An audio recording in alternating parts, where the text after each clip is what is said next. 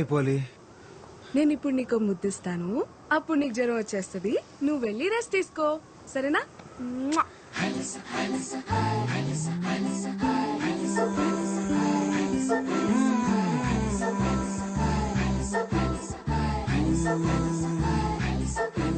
బేబమ్మని చూసి 3 రోజులు అయిపోయింది. సొక్క బానే ఉంటుంది కదా.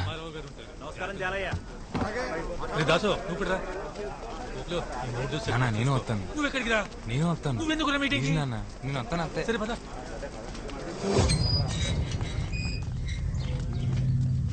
వెళ్ళండి వెళ్ళండి రోయ్, మీ కోంపుల కోసం ఇదే ఆఖరి మీటింగ్. వెళ్ళండి. వీడికి రోజునే కూర.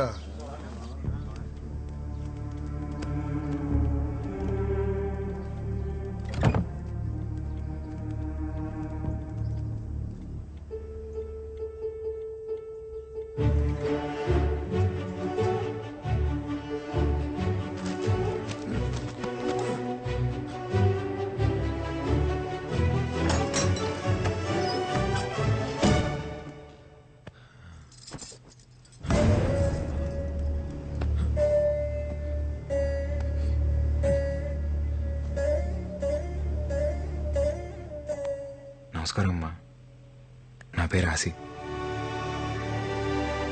బేబమ్మ నా విషయాలు మీకు చెప్తుందో తెలియదు, కానీ మీ విషయాలు రోజు చెప్తుంది. బేబమ్మకు మీరంటే చాలా ఇష్టం అమ్మా. మీరేమనుకోపోతే ఒకసారి బేబం చూసొస్తానే. రాయన్ ఫిషింగ్ యార్డ్ వల్ల రాయనం గారికి ఎన్ని ఉపయోగాలు ఉన్నాయో పక్కన పెడితే అంతకన్నా ఎక్కువ ఉపయోగాలు మీకే ఉన్నాయి. ముఖ్యంగా మీ పిల్లల భవిష్యత్ చాలా బాగుంటుంది. దూరంగా ఉండి కావలసినప్పుడు సముద్రం మీదకు వెళ్లొచ్చు. రాయనం గారు మీకోసం ప్రభుత్వంతో మాట్లాడి మీకు పక్కా ఇళ్లు కట్టించేలా చూస్తారు. అర్థం చేసుకోండి. ఇదెక్కడ న్యాయం బారో గారు? తెల్లారితే మేమంతా సముద్రం మీదకి వెళ్ళి బతికేటోళ్ళమి. మీరేమో ఇప్పుడు ఊరవతల 4 కిలోమీటర్ల దూరంలో ఉండమంటారు. అదెలా కుదురుతుంది? రాయ్, ఇక్కడికి అక్కడ పెద్ద తేడా ఉందిరా. అలా అంటారేంటండి?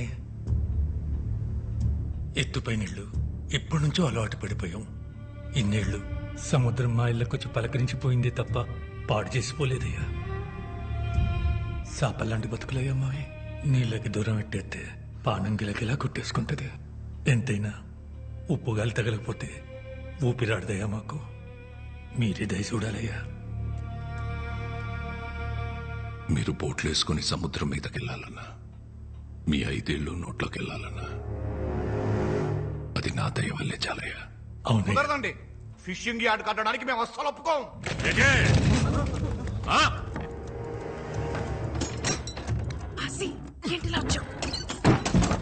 చూస్తే ఒక్కసారి మీదడితే తిరిగి వెళ్ళడానికి ఇదేమన్నా సముద్రం అనుకుంటున్నారా? ప్రభుత్వం. ఒక్కసారి మీదడిందంటే తిరిగి వెళ్ళడం ఉండదు, తీసుకెళ్లడమే. ఎటే ఎందుకొచ్చావు? నా కోసం నువ్వు రోజు చూడటానికి వచ్చేదాన్ని కదా, అందుకే ఒక్కసారి నేను చూడటానికి వచ్చా. భయమే లేదా? ఇందాక వరకు వేయలేదు, ఇప్పుడు వస్తుంది. జ్వరం కావాలా నీకు? వద్దా? సార్ రాయనం గారు, మీరు ఆవేశపడకండి సార్, కూర్చోండి. రే, రేపు పొద్దున్న పేపర్ వాళ్ళకి ఇవ్వడానికి గ్రూప్ ఫోటో కావాలి కదరా? కావాలి. రాయనం గారితో గ్రూప్ ఫోటో దిగుదాం. సార్ ఒక్క ఫోటో సార్. పదండి రా, మీటింగ్ అయిపోయింది.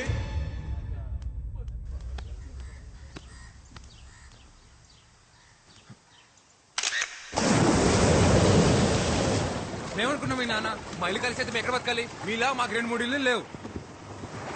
ఆసి, రాత్రి మళ్ళీ కళ్ళకొచ్చావు. ఇప్పుడైనా మచ్చ పడిందేమోనని. నేనే మాడుతూ నువ్వే మాట్లాడుతున్నావు. ఇలా రా, నీకు జ్వరం రప్పించేస్తాను.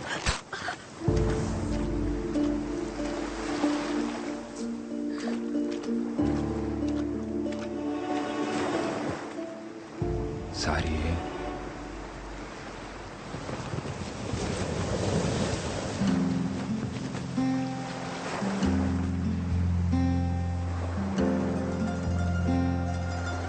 ఇప్పుడు నాకెంత కోపం వచ్చేస్తుందో తెలుసా? కానీ నేను ముసల్దాన్ని అయిపోతే నువ్వేమైపోతావో అని నేను కోపట్లేదు. రా, ఇంకొంచెం దగ్గరికి రావచ్చు ఆసి గారు. నీకెళ్ళు లేకపోతే వెళ్ళి సముద్రంలో బతుకు. నేనైతే నువ్వెక్కడున్నా నీతో బతకగలను.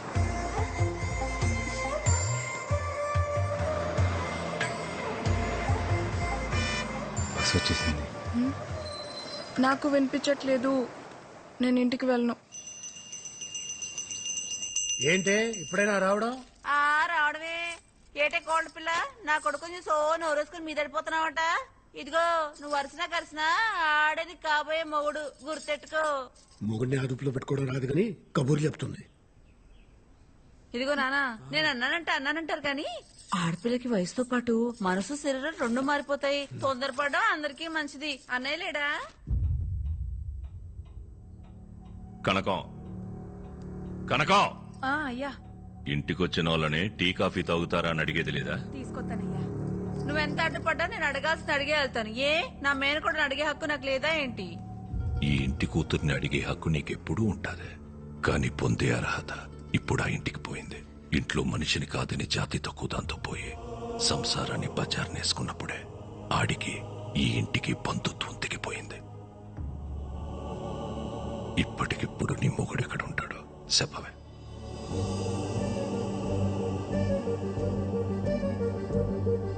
నీ ఎంత సౌకర్యంగా నీ తలదించుకోలేను. ఏటే పరువు తక్కువళ్లతో రాయన సంబంధం కలుపుకోడు. అది కాదన్నయ్యా. నీది బంధం కాదనిలేవు, అది బంధుత్వం. మళ్ళీ కలుపుకోలేవు. టీ తాగేలా.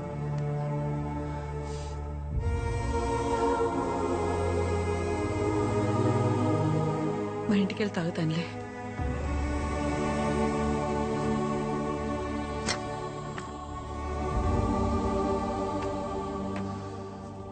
దామెర పనీంద్ర నీకు తెలుసు కదా, మన రూరల్ ఎమ్మెల్యే ఆడి కొడుకు. మనోడే 2 రోజుల్లో వాళ్ళు చూసుకోవడానికి వస్తున్నారు. అది కాదురా. ఉప్పాడ మత్స్యకారులందరికీ హెచ్చరిక. ప్రతి ఏటా మన కట్టుబాటు ప్రకారం ఏప్రిల్ 17వ తారీఖు నుండి జూన్ 3 వరకు 45 రోజులు ఎవరైనా సముద్రం మీదకు బోటేసినా వలేసినా జరిమానా విధించబడ్డహో. మనం పాటుపడగా సంపాదించుకున్న డబ్బుల్లో 10% ఈ ఉండిలో దాచుకున్నాం. ఇది చేపలు గుడ్డెట్లే సమయం కాబట్టి ఏటకెళ్ళని 45 రోజులు గంగాలమ్మ జాతర వరకు మన బతుకు తెరువు ఇదే. మన డబ్బే మన 150 కుటుంబాలకి సమానంగా పంచుతున్నాను. జాగ్రత్తగా కట్టెట్టుకోండి. తీసుకో దేవుడు. నా డబ్బులు కూడా తీసుకోపమ్మా. చల్లగుండయ్యా. ఎవరు 2 రోజుల్లో నన్ను చూసుకోవడానికి వస్తున్నారంటమ్మా. నాకు ఆ పెళ్లి ఇష్టం లేదు.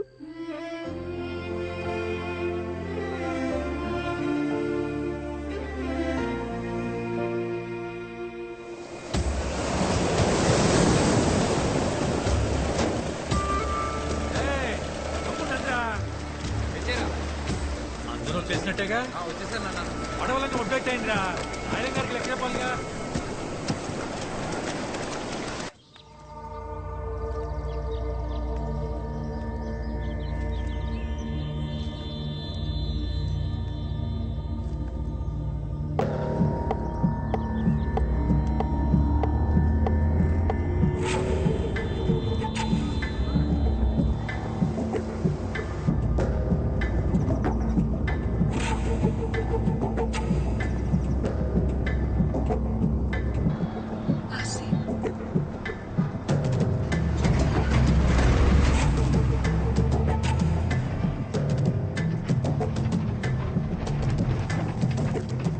మధ్యాహ్నం 2కి కాలేజ్కి రా.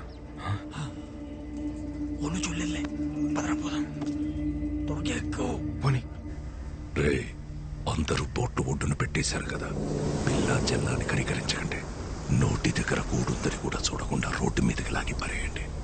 తెల్లారేసరికల్లా వాళ్ళ ఇల్లున్న చోట్ల రాయనం ఫిషింగ్ యార్డ్ అని బోర్డు కనపడాలి. అట్టగే.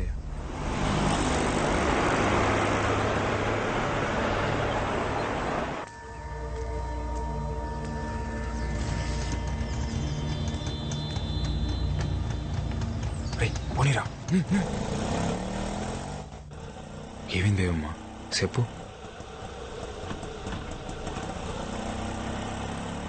మనసేం బాలేదాసి. అలా సముద్రం మీదకి వెళ్దామా? ఇప్పుడా? సముద్రం మీదకా? ఇప్పుడు ఎలాగో సముద్రం మీద ఓ బోట్ కూడా వెళ్ళదు కదరా. మీరు ఎంత కావాలంటే అంత పేమెంట్ చేసుకోవచ్చు. ఒరే చేపలు ఉంపు కడతారా? పాపం కదరా. గుంపు కట్టడం అంటే ప్రేమించేసుకున్నాం కదరా. అయ్యి ప్రేమించేసుకుంటే మీరు ప్రేమించేసుకుంటున్నారు. మీరే మాట గట్టిగా అనలే.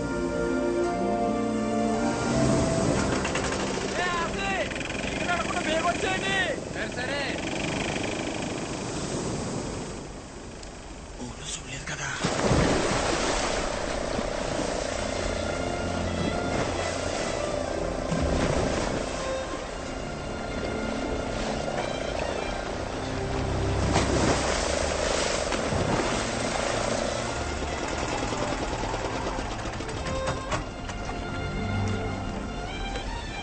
ఏమైంది?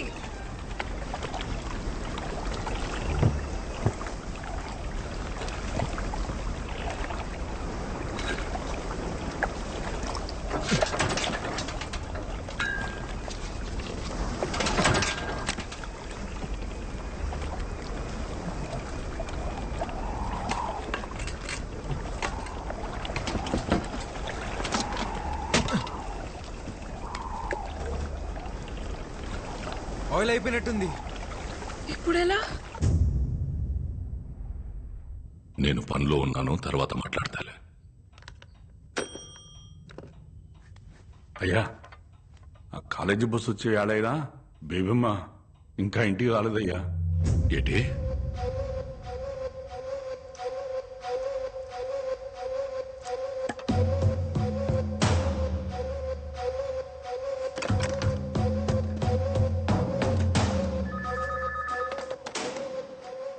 హలో, నేను రాయన మాట్లాడుతున్నాను. చెప్పండి రాయన గారు. బస్ ఇంకా ఊళ్ళోకి రాలేదంటే? రాయన గారు, దీపం ఇంకా ఇంటికి రాలేదు. ఒంట్లో బాగోలేదని చెప్పి మేడం పర్మిషన్ తీసుకుని మధ్యాహ్నం ఇంటికి వెళ్ళిపోయిందటండి. నువ్వు ఎలర్ట్గా ఉన్నావా లేదని చెక్ చేశాను. పాప స్నేహితులతో సినిమాకి వెళ్ళుంటది. ఒక అరగంటలో వచ్చేద్దదిలే. ఏంటి? అలాగేనయ్యా.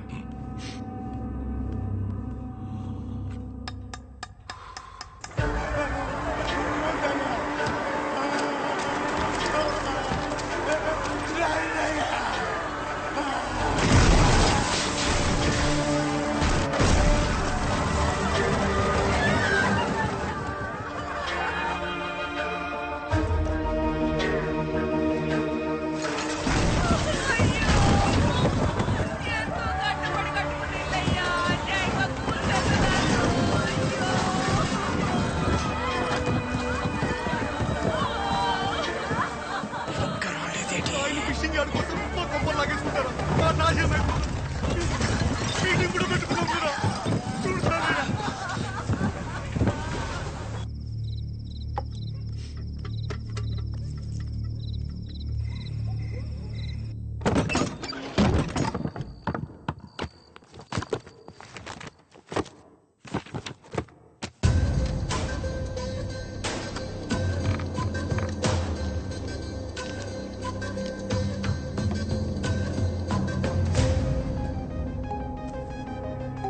ఈ బేబమ్మ గారు ఒకరు ఎప్పుడు చూసినా సముద్రం పక్కనే తిరుగుతా ఉంటారు. బట్టలు నిండా ఇసుకే.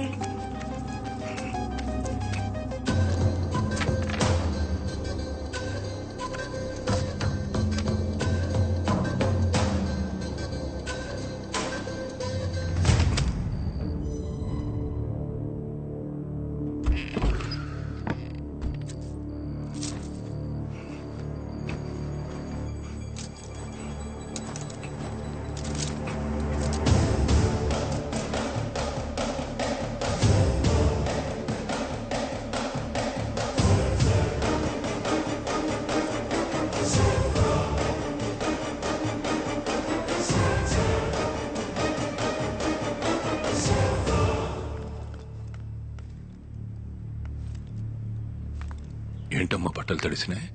ఫ్రెండ్స్ తో బీచ్కి వెళ్ళాను నాన్న.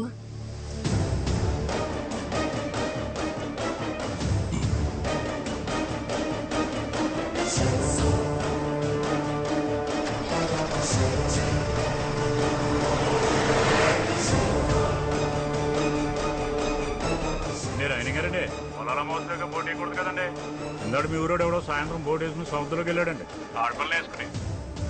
నేను పనిలో ఉన్నాను, తర్వాత మాట్లాడతాను.